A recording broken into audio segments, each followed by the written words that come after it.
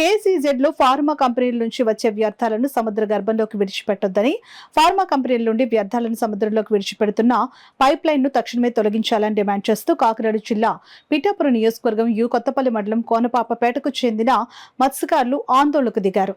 కాకినాడ నుండి అద్దరిపేటకు వెళ్లే బీచ్ రోడ్డుపై బోటును అడ్డంగా పెట్టి రాస్తారోకో ధర్నా చేపట్టారు. ఫార్మా కంపెనీల వ్యర్థాలను సముద్రంలోకి వదిలిపెట్టడం వల్ల మత్స్య సంపదకు నష్టం వాటిల్లుతోందని, వెంటనే నిలిపివేయాలని మత్స్యకారులు నినాదాలు చేశారు. ఈ విషయం తెలుసుకున్న తెలుగుదేశం పార్టీ రాష్ట్ర అధికార ప్రతినిధి పిఠాపురం మాజీ ఎమ్మెల్యే వర్మ కోనపాపపేట గ్రామానికి వచ్చి ఆందోళనకారులతో మాట్లాడారు.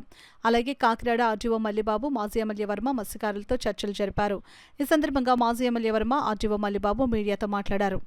మిగిలిన మొత్తానికి ఈ ఘర్షణ నుంచి మేము బయటకు వచ్చి వారికి ఇచ్చిన మాట ఏంటంటే, కలెక్టర్ గారు 20వ తారీఖు నాడు కంపెనీ యాజమాన్యంతో కూర్చోబెట్టి వీరికి ఏ విధంగా చేయాలి, న్యాయం చేయాలన్న ఆలోచనతో కలెక్టర్ గారు ఆర్డీఓ గారిని పంపించడం, నాతో కూడా మాట్లాడడం జరిగింది. అదేవిధంగా నేను ఇప్పుడు కొంతమందిని ఎస్పీ గారి దగ్గర తీసుకెళ్తున్నాను. ఎస్పీ గారి దగ్గర తీసుకెళ్ళిన తర్వాత ఏదైతే 5 కోట్లు 6 కోట్లు తీసుకున్నారన్న ఆరోపణ ఉందో, ఆరోపణ మీద ఎంక్వైరీకి చేయించడానికి ఎస్పీ గారి దగ్గర తీసుకెళ్తున్నాం.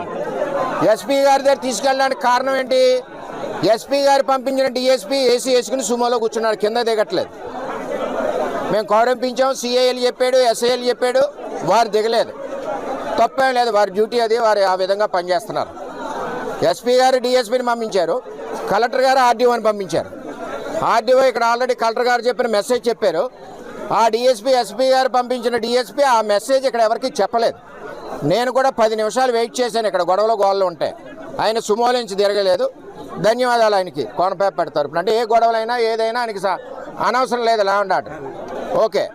అంచేత ఏంటంటే 2 ఇష్యూలు, ఒకటి ఎస్పీ గారి దగ్గర తీసుకెళ్తున్నప్పుడు ఎస్పీ గారు పని లేదు, డిఎస్పీ ఇక్కడ ఉంటే డిఎస్పీ బిజీగా ఉన్నారు, ఏసీలో ఉన్నారు, ఎండలోకి రావట్లేదు కాబట్టి సుమోలో దిగట్లేదు ఆయన. ఎస్పీ గారి దగ్గర వీరిని తీసుకెళ్తున్నాం. తీసుకెళ్ళి అక్కడ కంప్లైంట్ ఇచ్చి ఆ డబ్బులు వ్యవహారం తేలుస్తాం. ఆ 6 కోట్ల ఆరోపణది. తర్వాత రెండవది కలెక్టర్ గారు ఆర్డీఓని పంపించారు. ఆర్డీఓ గారు 20వ తారీఖు నాడు కలెక్టర్ గారు మాట్లాడారు. ఆ మీటింగ్లో వీళ్ళకి న్యాయం జరగాలి, జరగకపోతే వీళ్ళ తరపున నేనే ఉండవలసిన పరిస్థితి వస్తుంది. ఇక్కడ అన్ని పార్టీలు కలిసి ఉన్నాయి, ఒక పార్టీయే కాదు. ఇక్కడ సమస్య మత్స్యకారుల పొట్ట సమస్య. కోనపాపంపేట మత్స్యకార గ్రామంలోని ప్రజలందరూ కూడా ఆందోళన చేస్తున్నారనేసి మా దృష్టికి వచ్చిన వెంటనే కలెక్టర్ గారి దృష్టి తీసుకురావడం జరిగింది.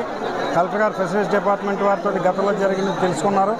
అదేవిధంగా కంపెనీ ప్రతినిధులతో మాట్లాడారు. అయితే కంపెనీ ప్రతినిధులు ప్రస్తుతం అందుబాటులో లేరు కాబట్టి వారు 20వ తారీఖున కలెక్టర్ గారు ఆదేశించిన ప్రకారం 20వ తారీఖున వస్తూ ఉన్నారు. 20వ తారీఖున ప్రజాప్రతినిధుల సమక్షంలో ఈ మత్స్యకార నాయకులతోటి కలెక్టర్ కార్యాలయంలో సమన్వయ సమావేశం పెట్టి అక్కడ ఈ సమస్య పరిష్కారానికి కృషి చేస్తానని కలెక్టర్ గారు హామీ ఇమ్మన్నారు. ఆ హామీ మేరకు ఇక్కడికి రావడం జరిగింది. ఇక్కడ గౌరవనీయులు వర్మ గారి ఆధ్వర్యంలో ప్రజలందరికీ కూడా వారు నచ్చచెప్పారు. చాలా ఆవేశపరంగా ఆందోళనగా ఉన్నా సరే వారి సహకారంతో ప్రజలందరూ కూడా ఒప్పుకున్నారు ఈ డిమాండ్ని.